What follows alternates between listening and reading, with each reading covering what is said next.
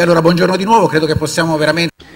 Good morning again, ladies and gentlemen. I think we can now start officially this fifth edition of the Eurasian Forum. And this fifth edition is probably going to be one of the most interesting ones, given the general framework against which we are meeting here. Over the past 3-4 days, most important things happened internationally, with important impacts on the continent we are analyzing in this forum, and this indeed is one of the most important platform for exchange relations business in Italy, with an international dimension. I'm sure that we're going to have two most interesting days based on what has just happened, so much so that probably all our guests and speakers will refer to the importance of the relations, contacts amongst us as against such a difficult backdrop. I think that again relations and contacts are most important, and based on what has just happened, based on the headings that as we just read on the papers, we have to stress the importance of building bridges rather than walls. Let me share with you the message that Pope Francis sent us. It is addressed to Professor Fallico, who's actually the strong champion of these initiatives and has been for a number of years already. So the Holy Pope says that he appreciates all initiatives aiming at building bridges and establishing dialogue between different cultures, and he thanks for the information he received on this edition of the Forum.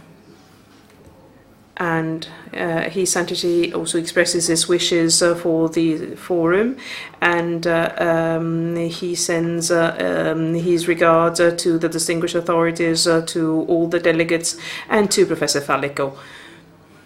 And then Pope Francis said, I am pleased to say that I wish the proceedings every success. So we're now going to give a floor to the Mayor of Verona, who's playing host of this meeting, and I'd like to invite again the Mayor of Verona for him to address the delegates. Good morning, ladies and gentlemen.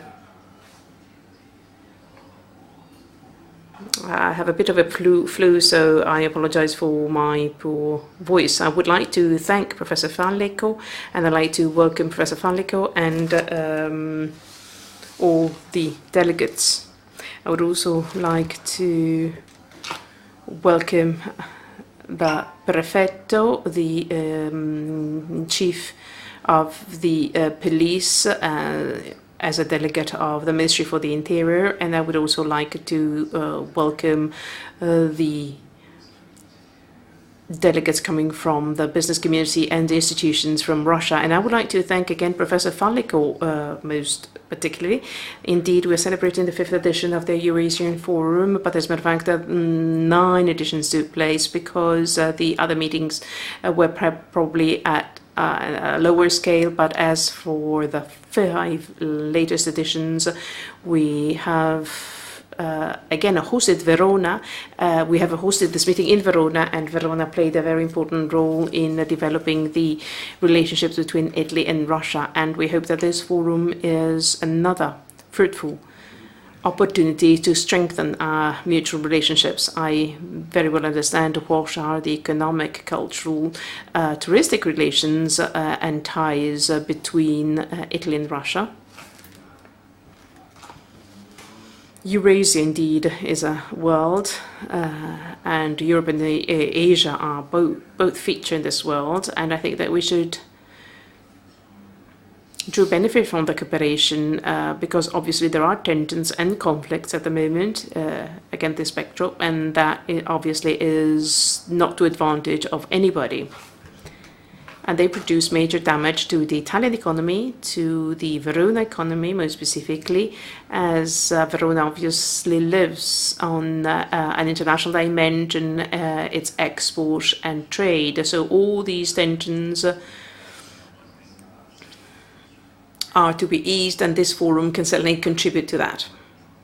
These tensions indeed play against all of us, and these tensions are to be eased, and I believe that the sooner the better in the interest of us all. We're going through a time of deep crisis in our country, so much so that it is very important that all opportunities for growth, development, dialogue among the institutions and between and in the business community are to be promoted. So, having said as much, I wish the proceedings every success, and I would like to thank again Professor Fallico for choosing Verona, hoping that this forum will make the relationship progress and the tensions ease. Obviously, external conditions bear on the economy, on the society, on the conflicts, and this is very little understood by the citizens, because Italian citizens, as the Russian citizens, as all European citizens, find it difficult to understand why these tensions should have negative repercussions on our very good relationships, on the very strong cooperation that has always been there at economic and cultural levels. So thank you very much for the having this meeting in Verona. Thank you very much to the Mayor of Verona. Thank you.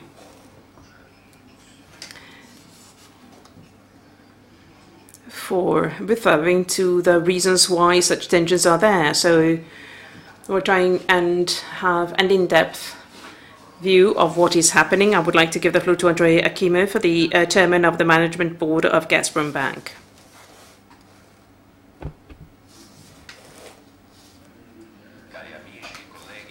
Dear friends and colleagues, I'm in a very good mood despite the rain. I'm very pleased that we are holding yet another edition of this forum. Today, the motto, the buzzword, is innovations, where innovations are certainly the most important element for growing, for enduring growth and for international trade. I'm not going to dwell on the situation of the world economy, because amongst you there are top delegates, top representatives of the world economy. There's Sechin Mickelson, people who certainly are most knowledgeable when it comes to the problems of world economy. And listening to them, you will probably understand how Russia is going to tackling the challenge ahead of it and the problems at economic and financial levels. The leading countries worldwide are trying to grow, thanks to the most innovative discoveries when it comes to digital technology, energy, automation, biology, biotechnologies, and promoting and enhancing such discoveries. The quest for these innovations will probably lead to dramatic changes in the world economy. And I'm sure that all such issues are going to be dealt with at the forum. Let me thank most specifically Professor Fallico for providing us with this opportunity to exchange ideas and meet, renewing our cooperation.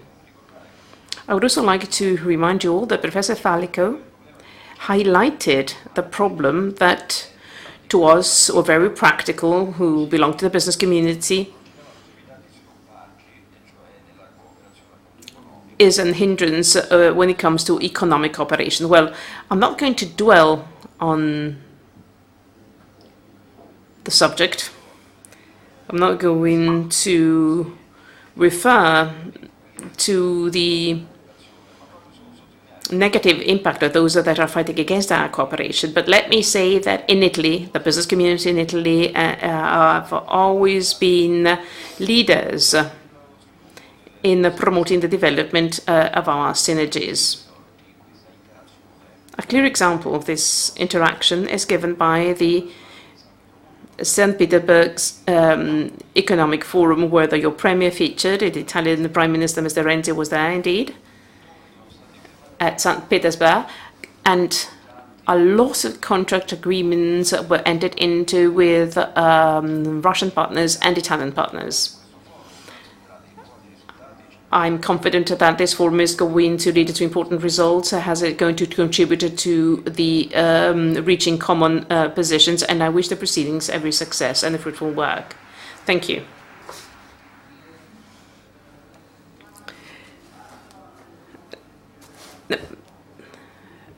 We are celebrating the 5th edition of this forum, but as a matter of fact, other fora took the were there before. So diplomatic coldness, problematic relationship at the bilateral level, collapse of trade, collapse of the turnovers are all words that ring a bell here. But we know that we have to keep the dialogue open with that part of the world which is getting stronger and stronger, irrespective of what the Western world thinks.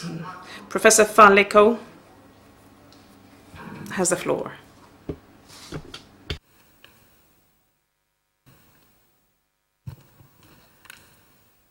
Ladies and gentlemen, distinguished guests, dear friends, welcome to Verona, to the 5th edition of the Eurasian Forum organized by the Cancelleria Eurasia, Rose Congress, and the Economic Forum of St. Petersburg. The art of innovation is the most important subject for these 2 days of conference, whose objective is that of promoting business and reiterating the urgency of renewing dialogue with the Russian Federation and the economic business community in Eurasia. More than 600 businesses attend this meeting, and they represent an important part of the business community having trade between Europe and Asia.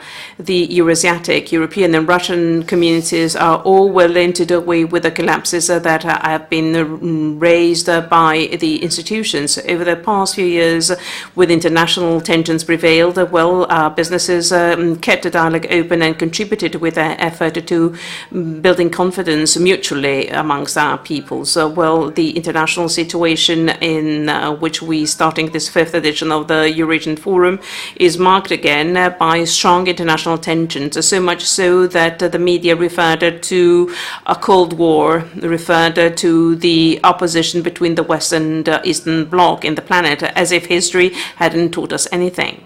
Well, in fact, we'd like to reiterate our strong will to build bridges, to contribute not just economically, but also at a geopolitical level, pursuing the national interests of Italy and Europe that are natural partners of Russia and of the Eurasian continent. And we'd like to do so sharing the message of the President of the Republic, President Mattarella, when celebrating the NATO Defense College anniversary, said in Rome, nobody can bring history back. There's no point in raising new barriers. That reminds us very much of that Iron Curtain that alienated the aspiration for freedom for peoples. So this show of strength are nothing but the triggering of an escalation, and to do away with that, it'll take years and years to build no confidence. So dialogue has to prevail. Dialogue should keep our communications open. Soon after that, even President Vladimir Putin, during the press conference that was held at the BRICS conference, said the Russian Federation welcomes all those who wish to contribute and cooperate with us. Russia doesn't want to raise any threats for the world or for itself. Russia, as a matter of fact, wants to identify points of contact so as to find a common solution to world problems that confront Russia, US, and the whole world. This forum is the permanent point of reference for Eurasia, Europe and Italy, and opens up a new dialogue. 60 speakers from Italy, Russia and Eurasia are going to feature in that. The objective is that to grasp all opportunities, cooperation and grow as coming from Eurasia, which is a geopolitical and economic space that widens between Lisbon and Shanghai with over 4 billion inhabitants.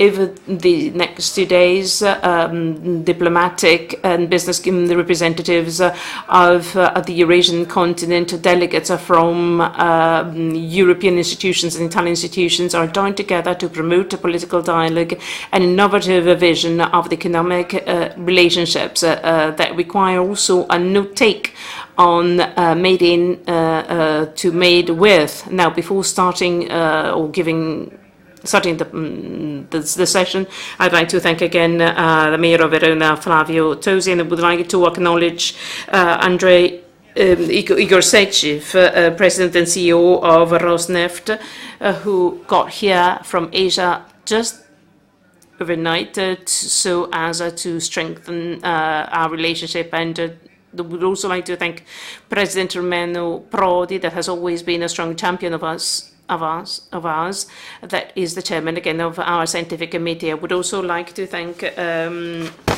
Grigori Rapota, the State Secretary of the Union State of Russia and Belarus. I would also like to thank Tatiana Volovaya, the Minister in charge of the development of integration and macroeconomics of the Eurasian Economic Commission. I would also like to thank Alexei Mishkov, that right from the beginning has been promoting our initiatives. I would also like to thank the Deputy Minister, Ilya Shestokov, who's here for the first time. I would like also to thank Massimo Mucchetti, who's the President of the 10th Standing Committee of Industry, Trade and Tourism of the Italian Republic, Andrei Akimov, CEO of Gazprom Bank, that has always shown his support. I would also like to thank Professor Alexander Shokhin, who's also the President of the Russian part of the Scientific Committee of the Eurasian Forum. I would like to thank also Michelson, Leonid Michelson, the member of the Board of Directors and Chairman of the Management Board of Novatek, and to Sergei Rumors, the President of the Board of Directors of the Belarus Republic. And I would also like to thank Razov, the President of Russian Federation in Italy, who has been supporting our initiatives, and Vice Minister Shostakov of the Belarus Republic,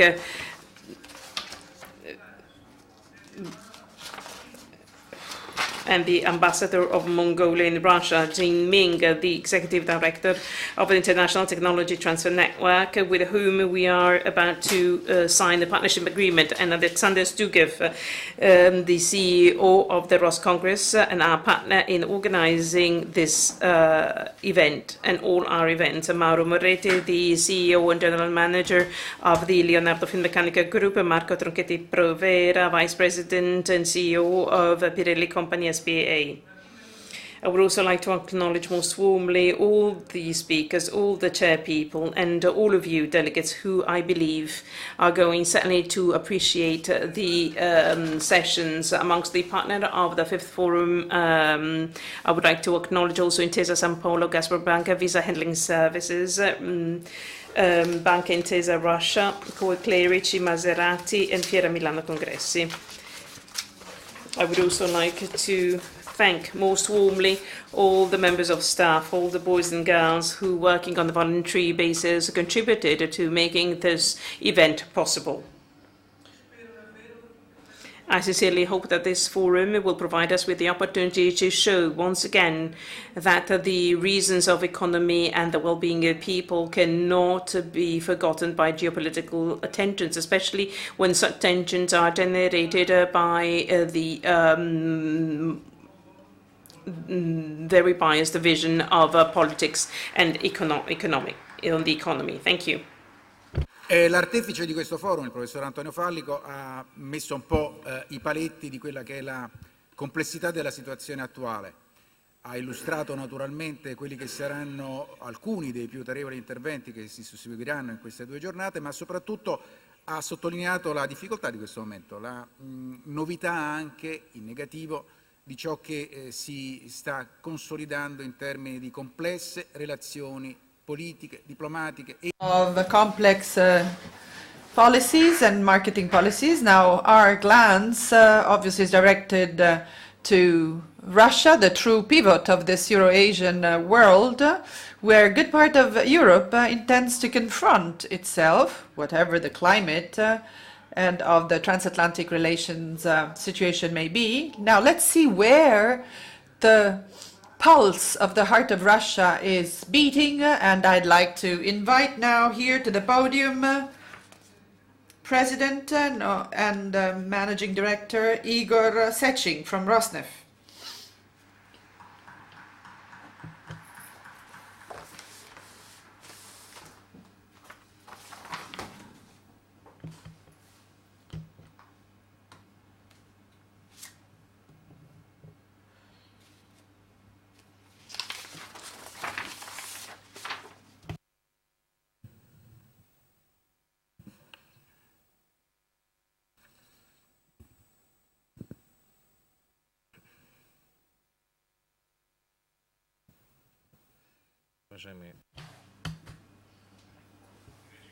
Dear colleagues, ladies and gentlemen, dear guests,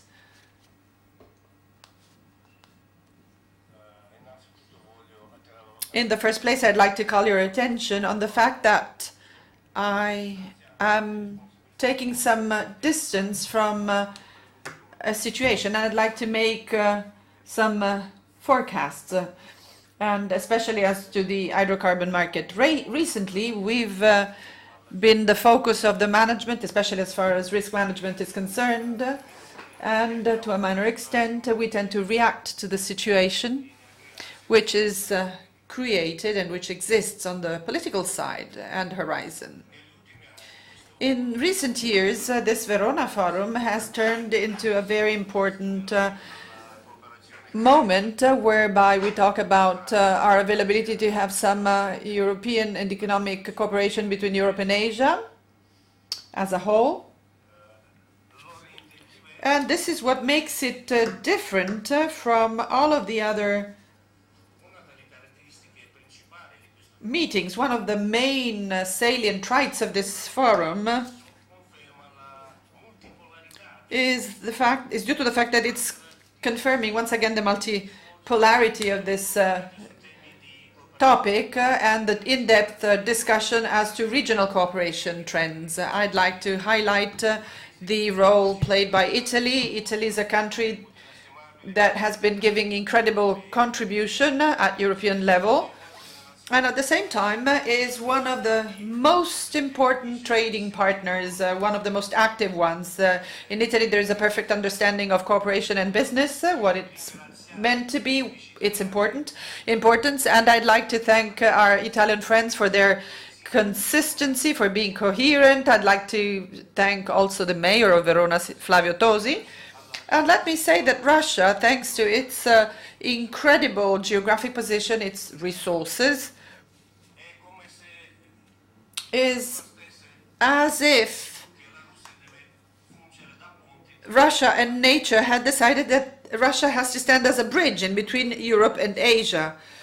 Now, to a lesser extent, this transcontinental situation and structure, inclusive of the oil and gas networks, distribution networks, the railway networks, the communication lines and networks, well, all this was created in the first place in the western central part of Eurasia. Now there is a shift because the process has been oriented towards east and south areas. So there is an inclusion of other regions where there is a growing economy. Russia is by now one of the strongest energy providers to both European and Asian markets. And this role is important, and this has been confirmed by the results of the last decades. In the past 25 years, starting from 1990, the oil supplies from Russia to Europe have grown by 5%, by 5 times, sorry. So we have some 150 million tons being supplied, and oil derivatives, which have reached 55 million tons. Now, today, I mean, Russia is supplying some 35% of oil imported from Europe, and the relationship is well by now confirmed. Another important aspect is represented by the growth of Asian markets. Now, if we do consider these processes, I would like to say that Russia is developing its eastern resources, the infrastructures of this energy bridge, which is oriented towards Eurasia. And supplies from this region, starting from the year 2000, have grown by almost 40 times. And today, the Russian companies are actively working and operating in China, Japan, Indonesia, whilst the investors, Asian investors, are de facto the biggest, largest investors in the oil sector, Russian oil sector. Professor Fallico today talked about Pirelli and mentioned Pirelli, the petrochemical company, one of the largest in Europe. And we well know that the largest and biggest shareholder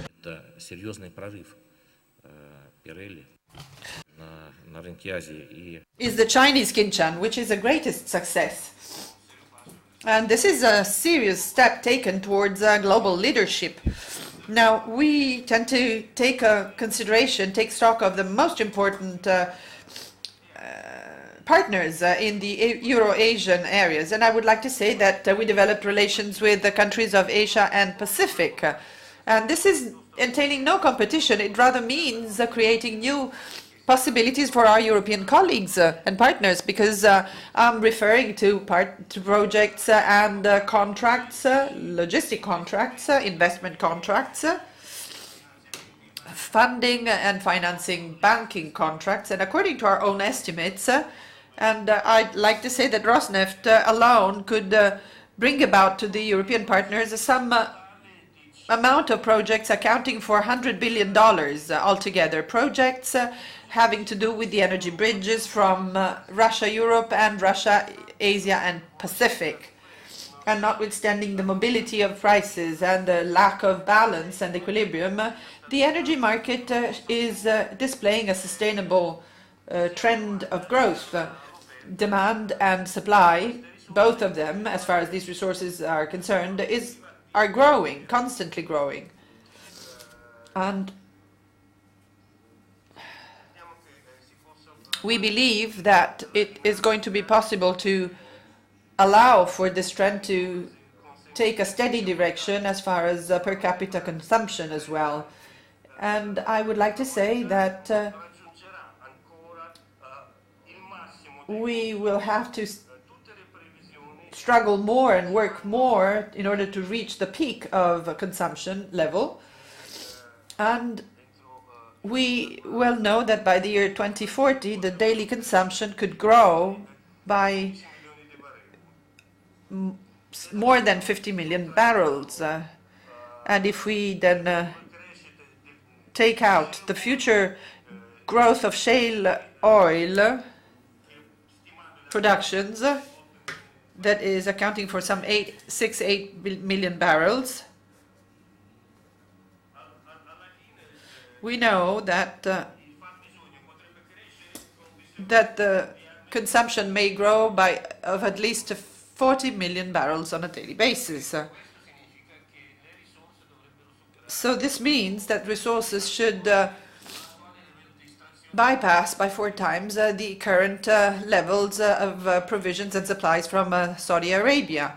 I'd like to look at the factors of the year 2015, when the Saudi Arabia budget deficit was equal to 15% of the GDP, the highest level ever since 1987, notwithstanding the consolidated budget in our own situation, which is the 2016, the deficit will be some 10–12%. But this is not a level that could be considered or regarded as stable. And in this context, Saudi Arabia has to reduce its own spending by monetizing occupation or by increasing the oil revenues.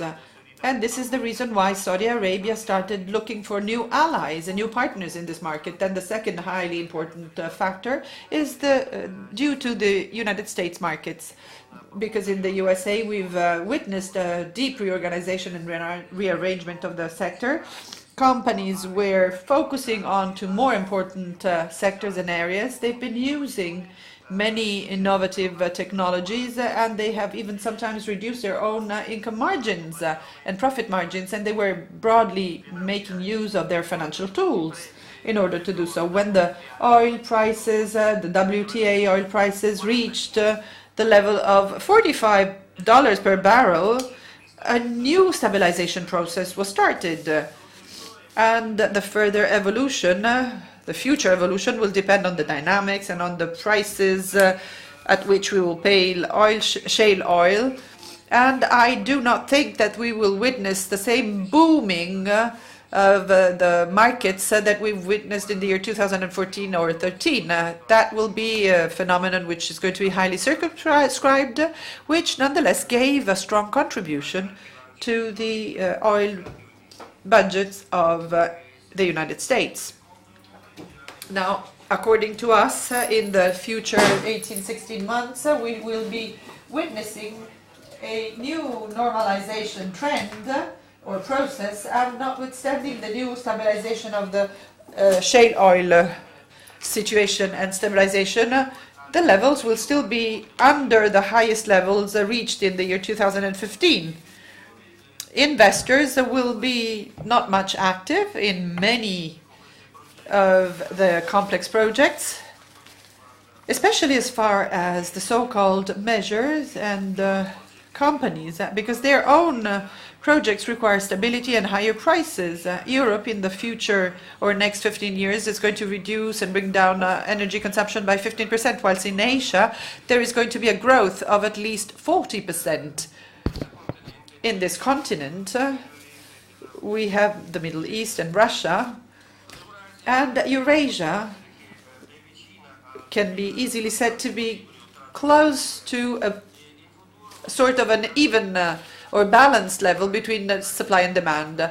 And in future, we will have to try and meet the needs of Eurasia. The possibilities are within reach.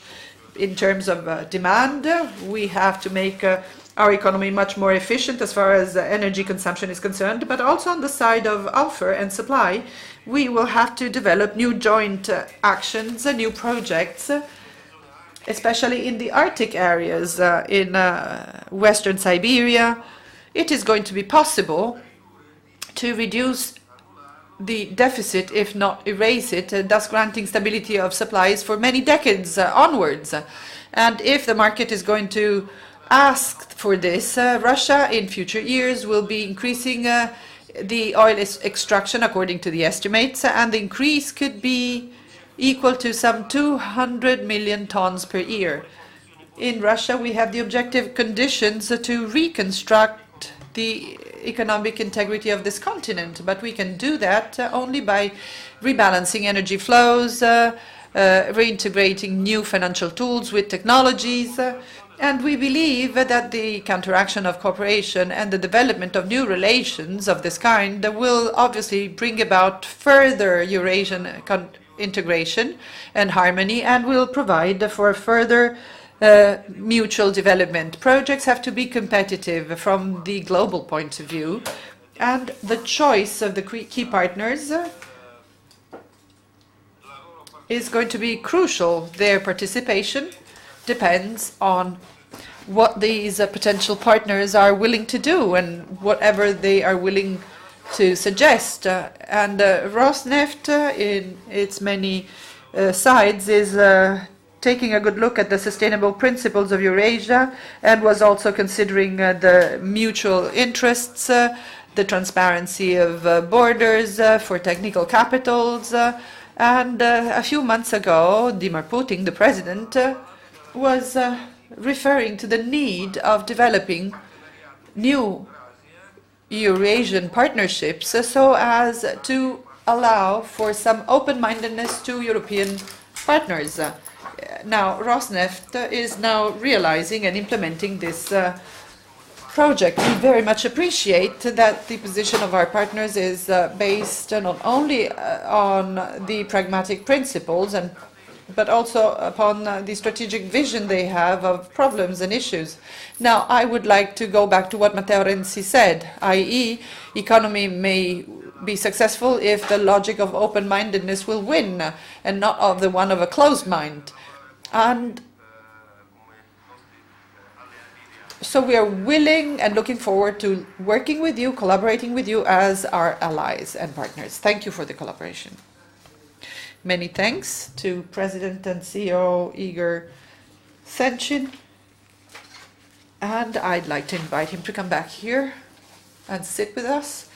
And now I believe that there is a full availability on the side of this Russian giant, energy giant, Rosneft, in more specific terms, to improve, strengthen, confirm, optimize the results that have been achieved in terms of collaboration, supplies, provisions, contracts, business activities with Europe. But obviously it's now up to Europe to seize this opportunity. There is an entire world out there, the one in the East, which is hungry of energy, of new relations, of new political diplomatic activities and partnerships, of geostrategic interests.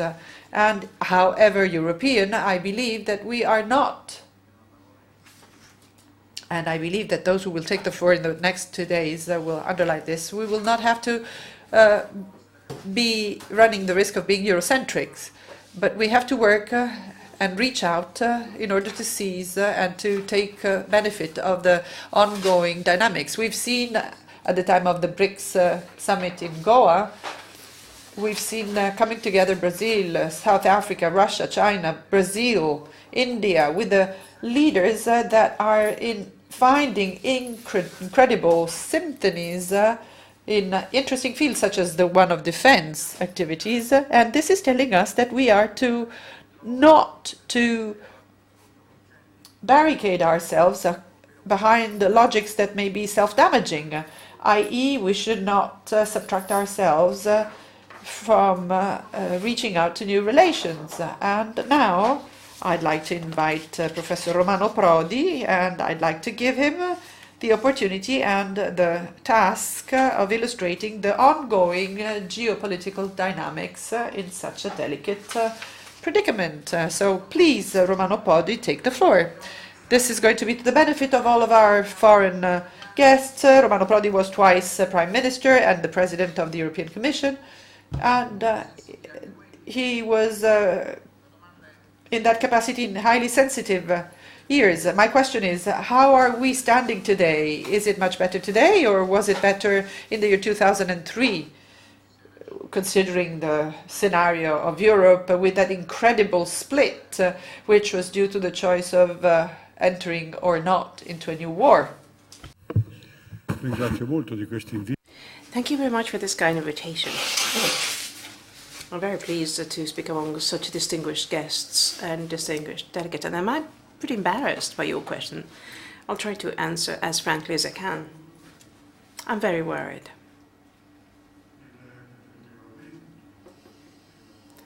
The worsening of the relationship between the European Union and Russia has never been so serious.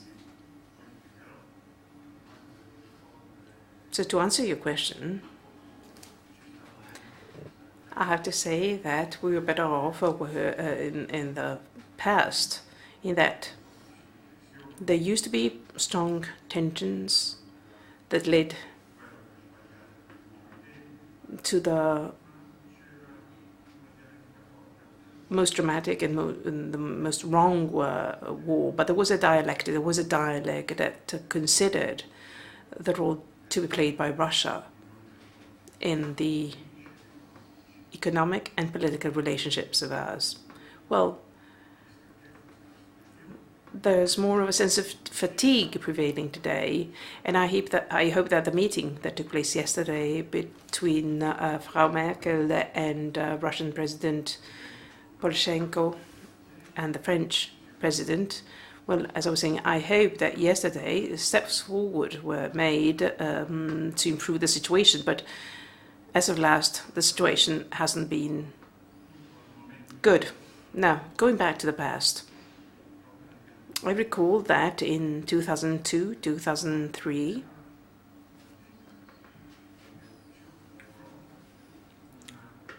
the European Commission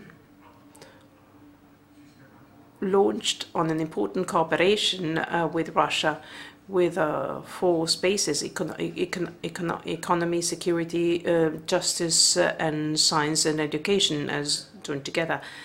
So way back, there was a strong proposal for cooperation that was not only at economic level, but was thoroughly global and comprehensive,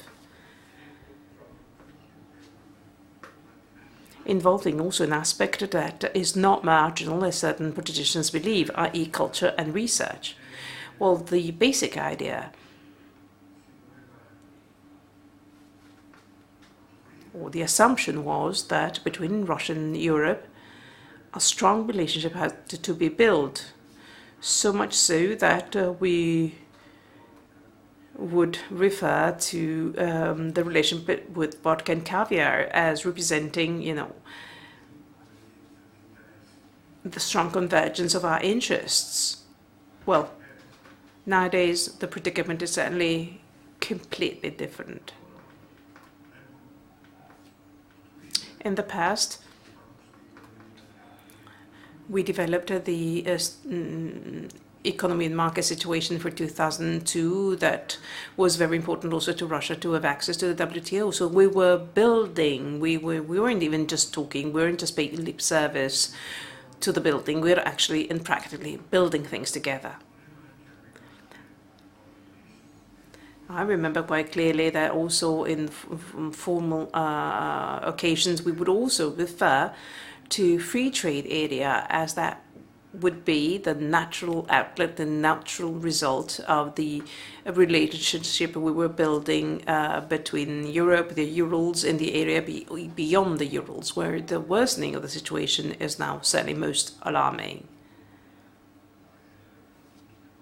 The situation is really as a trough in international environment, international and cultural circles. There are politologists that look at the Cold War with some nostalgia, just to mark the negative predicament we are going through at the present time. Well,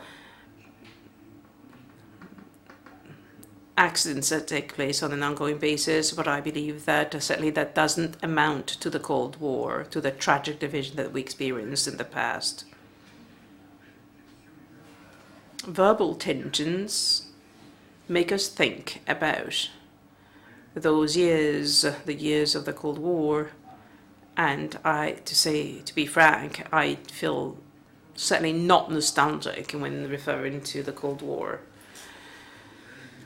Certainly, Ukraine plays an important role. Mutual and symmetrical mistakes transformed a bridge into a battlefield. And that is certainly an historical mistake, as this led to a confrontation and opposition between the US and Russia that is certainly widely spread at the moment, so much so that an agreement in Syria for the Middle East has been made much more difficult. Again, to be very frank, I have to say that without an agreement between the US and Russia, we won't get to peace in Syria. We won't get to a truce in the Middle East. Certainly that the agreement might not be enough because the situation is so complex in the Middle East. But again, it is a necessary condition, though not being sufficient. Without that agreement, no step forward can be made.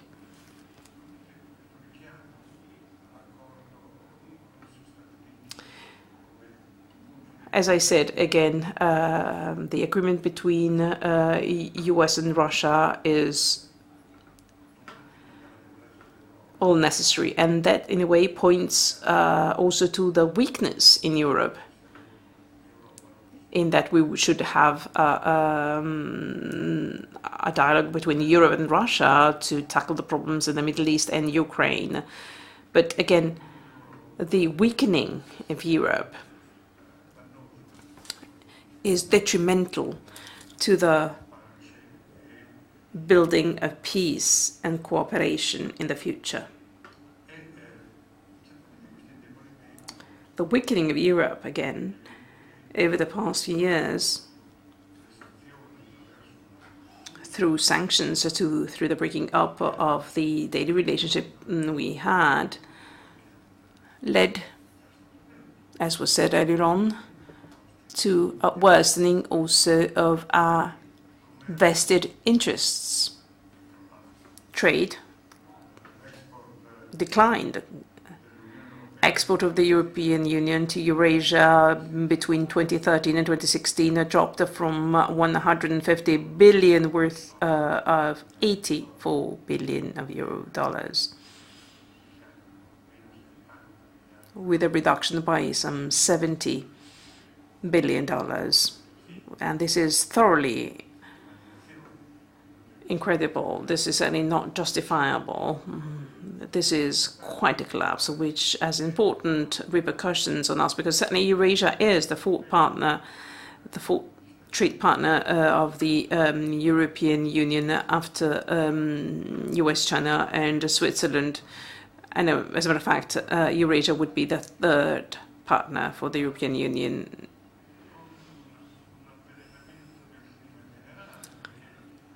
The atmosphere has been negatively affected because sanctions certainly have repercussions only on our trade with Russia. But if you go and look into details and look at the Eurasiatic Association countries, well, it is quite obvious that the trade dropped from 118 to 74 billion with Russia. In Belarus, from 9 to 5.8.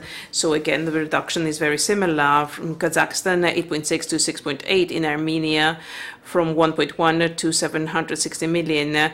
In Kyrgyzstan, from 700 to 400 million. So it is pretty widespread and comprehensive. This breakup of the relationship basically shifted from a political situation to an economic collapse. And the same is true also for trade from the Eurasiatic countries to Europe. But I would like to point out to the fact that all our exports are dropping: chemicals, food, industries. So this is not a partial reduction in trade. It is, again, pretty much a comprehensive and widespread. This has to do not just with trade, but with investments, with negative repercussions on investments as well. The European Union certainly dropped importantly from 62 billion in terms of investment, dropped to negative values because in a way we received profits of previous investments without any new investment being made.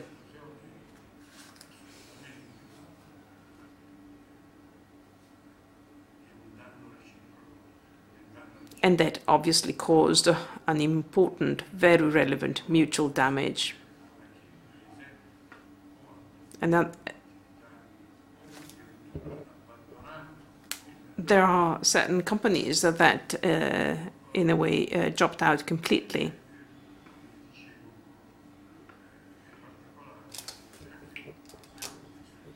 So the main problem is that of a political tension with Russia. But, as I was saying, the consequences are wide-ranging and involve the whole Eurasian continent and worsen our relationship with Kazakhstan, Kyrgyzstan, Armenia, Belarus.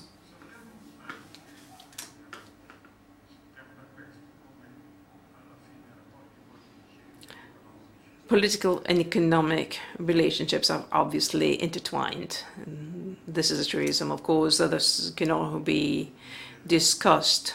This is unquestionable. Facts, data show quite clearly that easing political tensions would bring about an economic improvement, and the opposite is as true. But as a matter of fact, there's no dialogue underway at present between the European Union and Eurasia. There's no economic dialogue. There's no political dialogue either.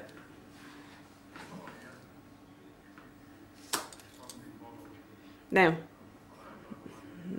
to react again to the question that was raised by the chairperson, Mr. Cassieri, the political community gave different reactions. We started dialogue in the past, and that in the post-war period, after the war in Iraq, led to caused some difficulties, but there was also rapprochement.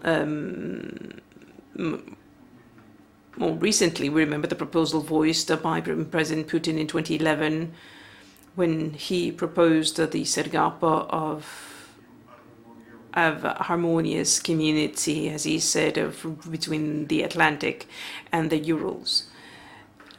Afterwards, tensions increased. The bilateral summits were done away with and cancelled. The liberalization visa was basically blocked, and that was actually something that would go to the benefit of both parties. And negotiation for the partnership agreement was discontinued, and then sanctions were raised. I already commented on that. So there has been a progressive worsening of the situation at a systematic level or systemic level. Then there are always the ongoing problems between NATO and Russia. I remember a bilateral summit in Paris where a constructive relationship had been just started. Then tensions again increased. And I remember that we had quite a discussion at the Bucharest NATO summit when President Bush proposed admission of Georgia and Ukraine to NATO. France, Germany, and Italy voted against, so that the process was stopped. So there was an articulated reaction on from different countries. And I remember that being the last action on the part of the government that I chaired over when I was Prime Minister, because I had been voted against. But I remember that France and Germany had actually an agreement and were persuaded on not wanting any breakup in the relationship. But now, after many provocations, there has been some military drills, so much so that it seems like the military are playing a more important role than politicians, and this certainly is, again, weird.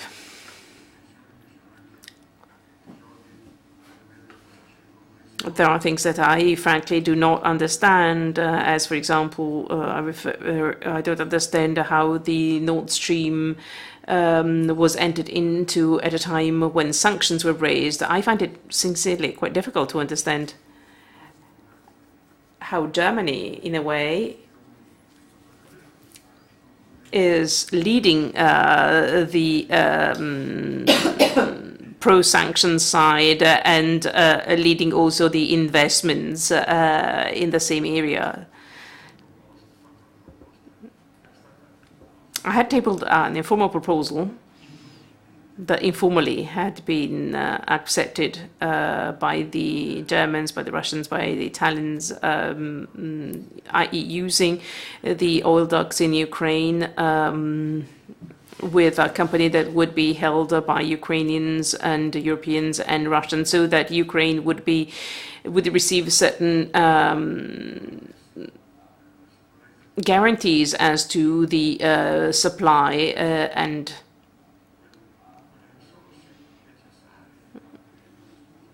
and there are resources that are necessary to a country, but the worsening again of the situation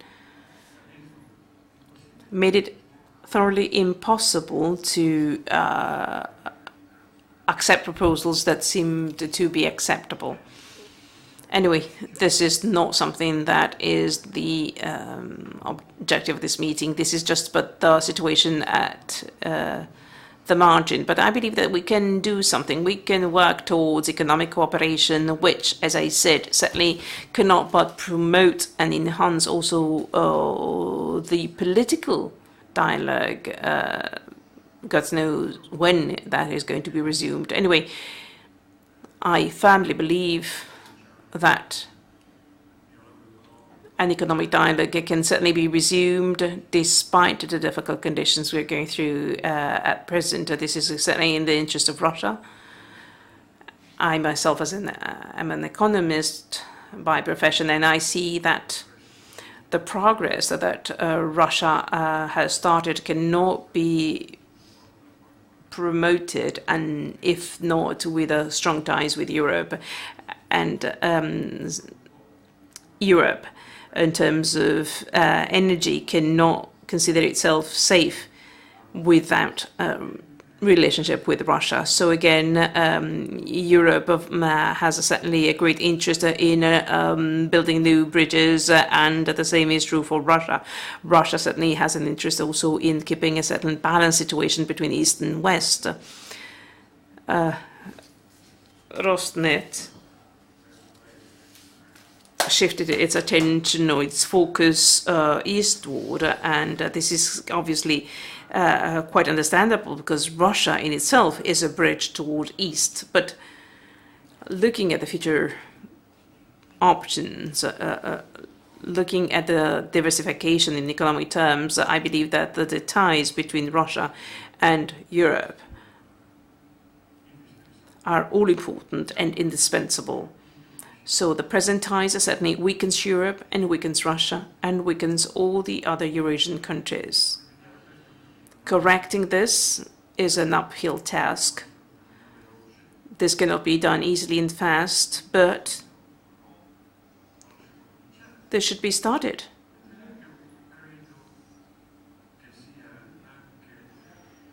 I for myself believe that politically speaking would be possible to have an opportunity for Eurasia and the European Commission to talk, to see whether there's the possibility to start a cooperation that are all necessary. I believe that we could start, for example, with an initiative that I would name as reasonable. For example, a conference with the delegates from the European Commission and Eurasiatic countries, just but an exploratory conference to take stock of the situation, to look at the repercussions in economic terms about the poor state of the relationship between Europe and Russia, with tangible proposals being made to make progress. We could name it, for example, initial conference, investigative conference. Anyway, a conference to try and take stock of the situation, speculate on the situation, as we're doing here now. Very friendly, in an open way, in a very informal way, even. Well, I believe that this should be, this is an opportunity that should be considered by the European Commission and by all the Eurasian countries. Indeed, I refer to Eurasia, not just Russia, because this obviously gives a new importance to this proposal that I'm just voicing. I for sure believe that the Kazakhstan, holding the presidency of the Eurasian continent, certainly approves of this proposal for establishing a dialogue.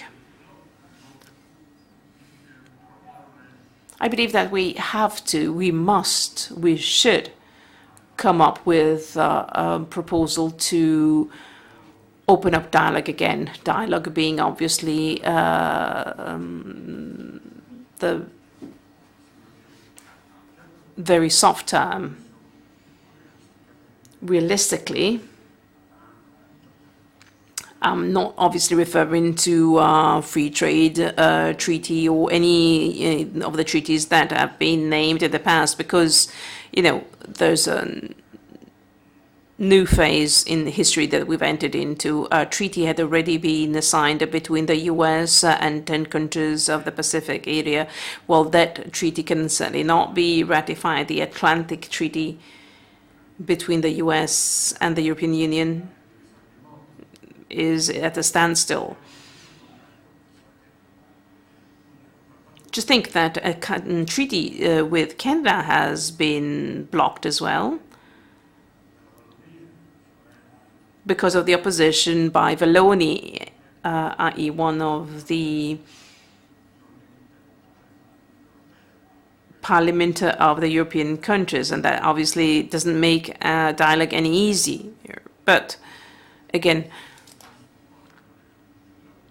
I understand that the free trade agreement is not to be mentioned at the moment because of the present predicament. But anyway, the resumption of dialogue, the resumption of previous ties is absolutely realistic and feasible, despite the predicament we're in today.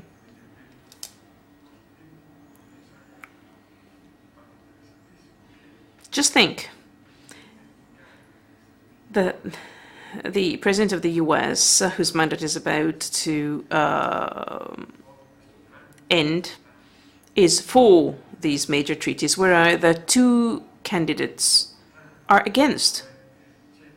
Both of them. A major change is underway. There's a major change also when it comes to the public in the US perceiving the negative repercussions of globalization, despite the many advantages that it brought about. So much so that the politics is changed dramatically. So much so that there's always somebody who can veto something. So I believe we should correct the mistakes we've made in the past. We should try to mend the situation and start a dialogue on individual issues so as to pave the way to a future improvement of the relationship. I believe that there's the tangible possibility for specific negotiations that might be approved of by all the parties involved, and that may also improve the national economy, in that this is the first time in modern history, contemporary history, apart from the very short time at the beginning of the economic crisis, where the international trade is growing less than the economic development worldwide. It is always international trade that promoted development, and it is only in the recent past that this hasn't happened. Well, as I was saying, I believe that there are tangible possibilities for a negotiation, rebuilding the cooperation that was in place in the past so as to obtain the acceptance of all the parties involved. I believe it is high time we rediscovered how useful compromise and negotiation could be. Compromise seems like a not so nice a word, but when you're in such difficult situation, compromise can be a good word, can guide our actions. Thank you.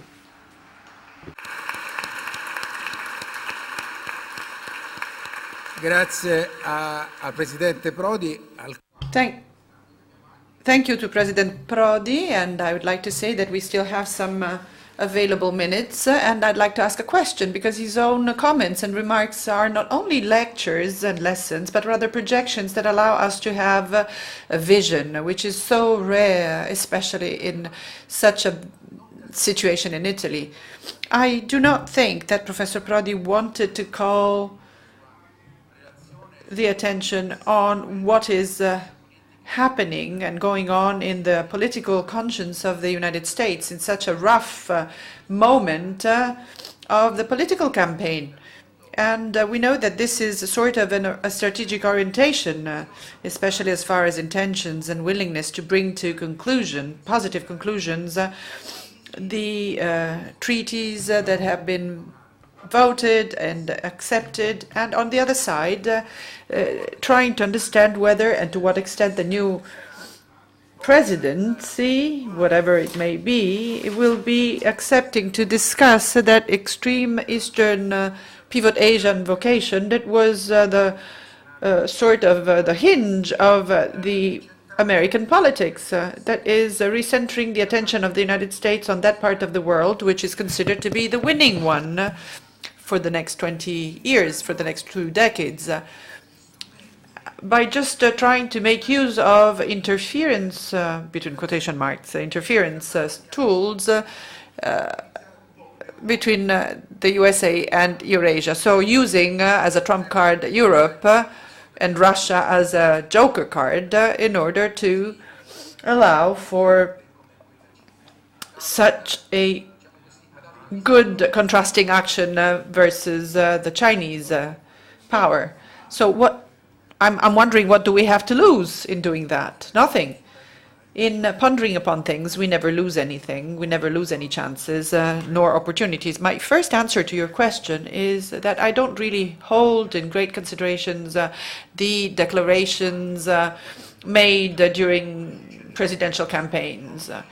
I'm much too down to earth in order to do that. But let me say that your question is very, very appropriate.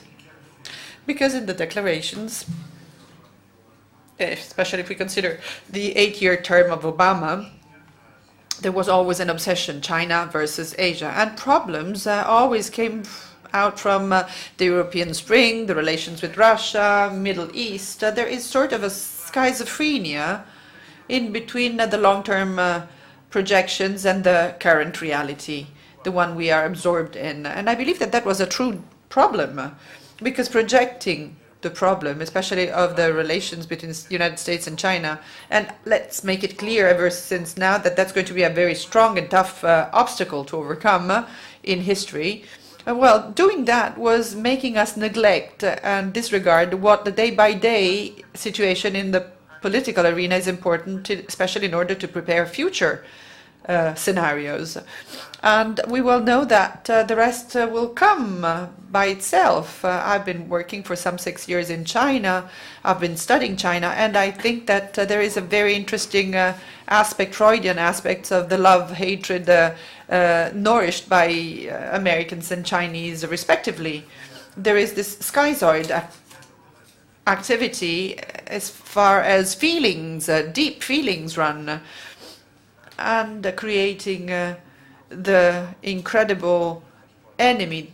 But all of my sons, nonetheless, Chinese sons, nonetheless, are going to be sent to study to the USA. So there is this incredible ambiguity. But in the political arena, and I've seen that my time is up, yes, we do have to take and bear in mind long-term balances, but we have to handle with great accuracy today's problems. The United States haven't done that till now, and our European leaders haven't done that either. Now today I wasn't making any daydreaming discourses nor statements. I think that we should try and make concrete projections and experimentations so as to bring about an atmosphere that could open up the dialogue in between us. I believe that those who have direct political responsibilities have to do both things. They have to take into account and bear in mind both issues, both problems. I'd like to confine myself to saying what could probably be a good proposal, a good suggestion, helping us to find solutions in the short term, but also in the long term. Thank you. Thank you, President Prodi. There have been many interesting